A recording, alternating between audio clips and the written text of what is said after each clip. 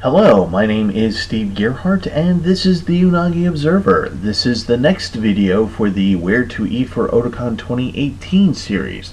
This series of videos has convention tips for Otakon and will showcase places of where to eat when you are at Otakon. This episode will deal with traveling to and in Washington, D.C. by way of cars and getting to and from the airports. The next week we'll talk about trains and metro. If you haven't seen the prior episodes of the 2018 series, please check the links down below. Alright, let's get started. So some of you will be coming to Otakon via airplane. If you do, you will have some options of getting into DC depending on what airport you land in. The good thing is that no matter what airport you come to, they all have ways of getting you to Otakon. All airports have car rental agencies at their terminals. Now, if you must drive yourself into DC, check with your hotel or airline service you are flying with to see if there are any discounts available to you. Now, I do not recommend driving yourself into DC. I'll explain later on in this episode why.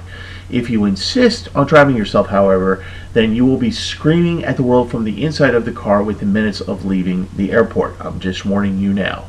As I said, I will talk more about driving yourself around in a bit. However, just like anywhere else, you can always get an Uber or Lyft from the app on your cell phone. Just be prepared for a wait time that can be up to 30 minutes. But the bonus is that someone else will be taking the stress of driving so you won't have to. The alternative is to get one of the hundreds of taxis lined up outside the terminal, but again, give yourself plenty of time. While it may be quicker to get a taxi that is immediately available, they may actually be more expensive and there will be a somewhat complicated rate sheet on the window of the taxi. That means that not only will you pay for yourself to get from A to B, but also for your luggage. And the rate changes as you travel further. So the further you go, the rates actually change as you drive. But again, someone else is taking the stress of driving for you. And they will know the city far better than you do, so you will get to your hotel more quickly. So when you're getting from the airport to your hotel, there is an alternative to a taxi or Uber, and that is a shuttle. So before you fly, check with your airline and hotel to see if they have a scheduled shuttle that goes back and forth from the hotel to the airport and vice versa. You may have to schedule a pickup, but it tends to be cheaper than an Uber or taxi, and sometimes they are even free. Now, some hotels or some airports may not be able to get you directly to your hotel, but they may be able to take you to the closest rail station or metro station. Again, this is something to check out before you fly in. The further away the airport, more likely a shuttle will go to a public transportation station. I will talk about those in the next episode. So for those of you who are flying in, before you fly in, get some information first. Can you get a rental, and are there any deals that you can get? Will the airport and or hotel provide a shuttle service that goes to and from the airport? What public transportation is close by to these airports? And one thing that I will mention is that if you're flying into Reagan National, this is good because there is an actual metro platform at the airport, and it's for the blue and yellow lines. I strongly do not recommend driving to DC or driving inside of DC. I'll say it again, I do not recommend doing this at all. You're going to get frustrated, you're going to get lost, and you'll learn how to curse inside of a car in new and interesting ways. Seriously, if you don't have to drive yourself, then don't. Let someone else do it for you. Otherwise, this part of the episode is for you, for those of you who decide that you need to have a car. So anyone who lives and works in and around Washington, D.C. knows the score. If you are from the D.C. metro area, then you know how bad it is. But if you like the idea of yelling, "Jesus Christ screaming in hell," over and over and over again, then proceed with the rest of the episode. I hope that by this point I have dissuaded you from driving, but if you still insist on driving, then continue with the rest of this episode. Okay, so as you are driving and you approach the DC Beltway, whether from Maryland or from Virginia, it doesn't really matter, traffic is going to get worse and worse the closer you get to the Beltway. It does not matter what time of day it is, unless it is at 4 a.m. in the morning, when there actually is nobody on the road. And no, I'm not joking about that. I'm being serious. You will most likely use the Beltway to get to your hotel at some point. So once you get on the Beltway, you're going to spend a lot of time on the Beltway. A lot of time. I hope you like your radio. So, to make matters worse, there are no shortcuts to wherever you're going.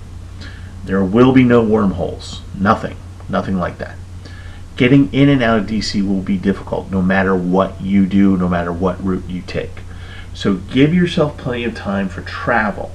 And by that I mean that once you approach the Beltway, give yourself 1 to 3 hours depending on what time of day you're driving in, because that'll determine exactly how much traffic you'll be dealing with.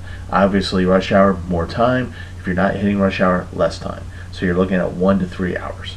And speaking of traffic, you're going to be in traffic for a long time, whether you're on the Beltway, approaching the Beltway, or even if you're in DC. There's just traffic. You're just going to have to deal with it. But a big tip here is to have a map with you in case the directions on your phones get screwed up. And they will get screwed up, or at the very least be very, very confusing. So make sure you have a map with you. The thing about DC, Washington DC is separated into 4 quadrants on a map. Northeast, Northwest, Southeast, and Southwest.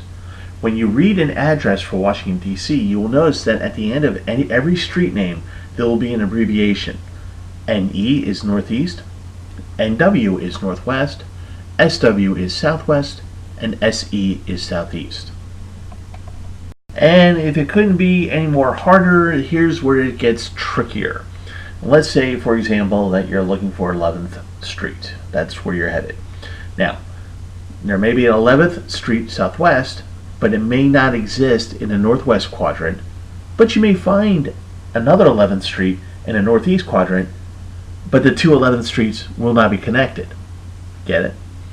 Another example would be to find the same street in all 4 quadrants, and none of them are connected. So that means that you couldn't go from southeast to northeast or southwest to northwest. Now, this is why you need a map in addition to your phone, and why you should make the effort to plan as much as you possibly can to find out where you're going and map out your routes before you even leave your house. So in addition to the traffic that is going to occur outside of DC and the useless and confusing quadrant systems inside of the city, there are other things you're going to have to deal with. Construction is always going on, but if you plan ahead of time, you can come up with alternative routes. Also, have the radio on when you're in DC. Local stations will have the usual traffic reports. However, I will recommend to you WTOP. WTOP is on 103.5 FM. They do what's called traffic on the 8s, which means that any minute during the hour that has an 8 in it, like 8, 28, 38, you get it? There will be a traffic report. So traffic on the 8s. Now, another thing to consider, and I know this is kind of foremost on a lot of people's minds, are protests and rallies. As with everything else, inform yourself before you leave to come to DC. Rallies and protests are scheduled events, so you should be able to find them online, or even as they are happening online. And as a result, you should plan accordingly. If you plan ahead, it shouldn't be a problem. And because you are in the capital of America, another thing you have to consider is when the president and the vice president are on the move in their motorcades. Because they are VIPs and have a motorcade, they have a tendency to tie up traffic. Again, I suggest to listen to the radio and try to have a map ready to use for an alternative route should that happen. So with all things considered, inside of DC, give yourself plenty of time to get where you need to go. Just because it looks like your destination is only a couple of blocks away on a map or on your phone doesn't mean that some stupidity isn't happening that will make you be in your car for at least an hour just to travel those 2 blocks. So just be aware of that. The other major concern about driving around in DC is finding parking. Yes, finding parking. That other big part of going to a convention. My suggestion to you is that once you get to your hotel, leave your car at the hotel parking lot or parking garage for the duration of Otakon. Use the public transportation.